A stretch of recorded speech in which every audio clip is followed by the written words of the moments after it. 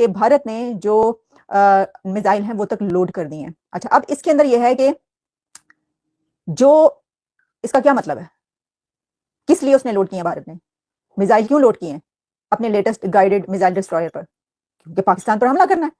لیکن 1960 میں بنگلہ دیش پاکستان کا حصہ تھا جی, اور ایکسپورٹ میں پٹسن جو ہے وہ بھی شامل. ٹھیک ہے, اسی طرح 1990 میں آ جائیں. 1990 میں ہماری ایکسپورٹ جو ہے تقریباً $7 ارب کے قریب تھی, ویتنام کی شاید $5 ارب تھی, اور بنگلہ دیش کی $2 ارب کے قریب تھی.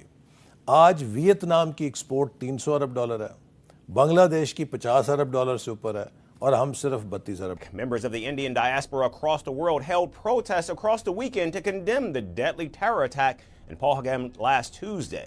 The demonstrations took place in several countries including the United States, Canada, Denmark, the United Kingdom, France, Finland, Germany and Spain. پاکستانیوں تمہیں بالکل بھی سیلف ریسپیکٹ نہیں ہے نا. You are a nation without self respect. مطلب تم میں بالکل 2% کی سیلف ریسپیکٹ نہیں ہے کہ یار اگر کوئی مجھے الٹا سیدھا بول دے نا, اگر کوئی مجھے گالی دے دے, مجھے کوئی الٹا سیدھا بات, میں بھگوان کی قسم کہہ رہا ہوں, میں اس کے محلے کی طرف مڑ کے نہ دیکھوں زندگی بھر. ان سب ملکوں کو, جاپان سے لے کے کوریا, ملیشیا, چین, ویتنام, انڈیا, بنگلہ دیش دیکھیں تو ان سب میں آپ کو 4 بنیادی ستون نظر آتے ہیں کہ جنہوں نے ڈیولپمنٹ کے ایکو سسٹم کو بنایا.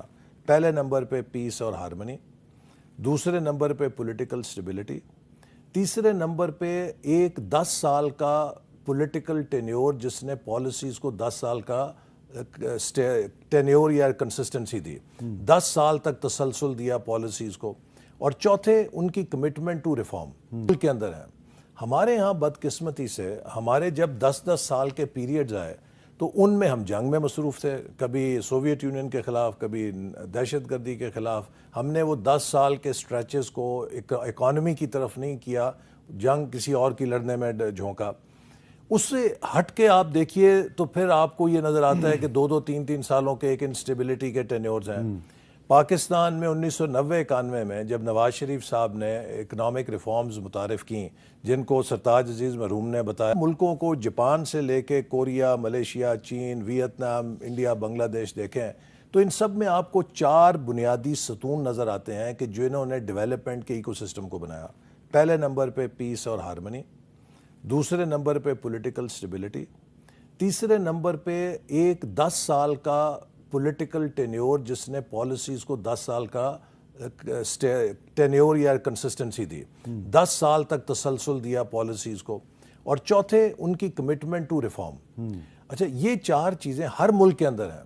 ہمارے ہاں بدقسمتی سے ہمارے جب 10-10 سال کے پیریڈز آئے تو ان میں ہم جنگ میں مصروف تھے, کبھی سوویت یونین کے خلاف, کبھی دہشت گردی کے خلاف.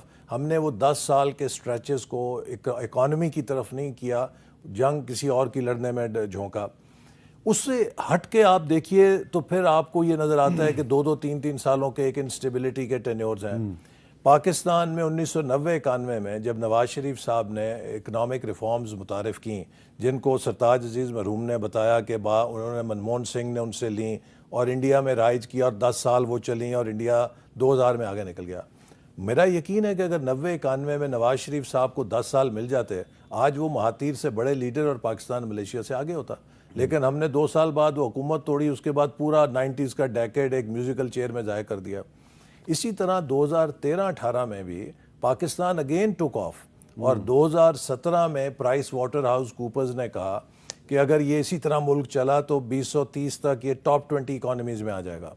ہمارا ویژن 25 یہ کہتا تھا کہ 2025 میں ہم ٹاپ 25 اکانومیز میں ہوں گے, اور اس کی وہ تصدیق کر رہے تھے. تو آج اگر 18 سے 23 ہمیں نہ نکالا جاتا اور وہ تسلسل 10 سال کا مل جاتا تو آج ہم ٹاپ 25 اکانومیز میں ہوتے نا. ہم نے اپنے ہاتھوں سے وہ ساری چیز خراب کی. سو پاکستان میں ہمیں یہی ایک سبق سیکھنے کی ضرورت ہے کہ ہمارے اندر نہ ذہانت کی کمی, نہ محنت کی, نہ صلاحیت کی, نہ وسائل کی. ہم نے اس ملک میں اسٹیبلٹی نہیں چلنے دی, ہم نے پالیسیز کو 10-10 سال کا تسلسل نہیں دیا, ہم نے اصلاحات کے ایجنڈے پر ہم کاربند نہیں رہے, اور ہم نے جنگوں جدل کے اندر خود کو جھونکا اور امن نہیں دیا جو کہ ایک ترقی کے لیے ضروری ہوتا ہے.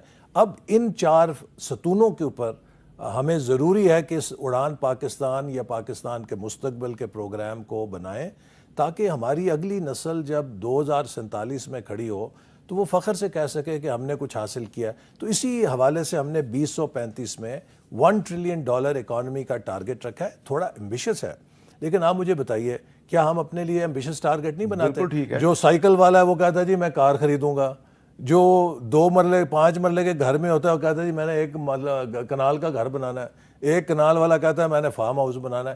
ہم اپنے لیے خواب دیکھتے ہیں, لیکن جب آپ ملک کے لیے خواب دیکھنے کی بات کریں تو لوگ کہتے ہیں جی یہ کیا جی آپ شیخ چلی کے خواب ہمیں بتا رہے ہیں. اچھا 30 دسمبر 2024 کو مجھے وہ شام یاد ہے جب آپ نے یہ اڑان پاکستان پروگرام کو لانچ کیا تھا پرائم منسٹر سیکریٹریٹ میں.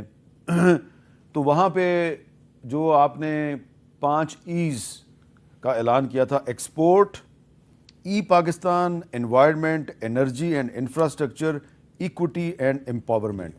تو جو ای پاکستان ہے اس کے حوالے سے میں سوال اس لیے کرنے لگا ہوں کہ میں اب بہت سے ایسے نوجوانوں کو, اسٹوڈنٹس کو جانتا ہوں, میل اور فیمیل, جنہوں نے ابھی دوران تعلیم ہی انہوں نے وہ انٹرپرینورز بن گئے ہیں اور انہوں نے سوشل میڈیا کے ذریعے انہوں نے بزنس شروع کر دیا ہے, اور ان کے بزنس کا انحصار جو ہے وہ یہ سوشل میڈیا پہ ڈیجیٹل بزنس انہوں نے شروع کر دیا جس کو آپ ای پاکستان کہہ رہے ہیں.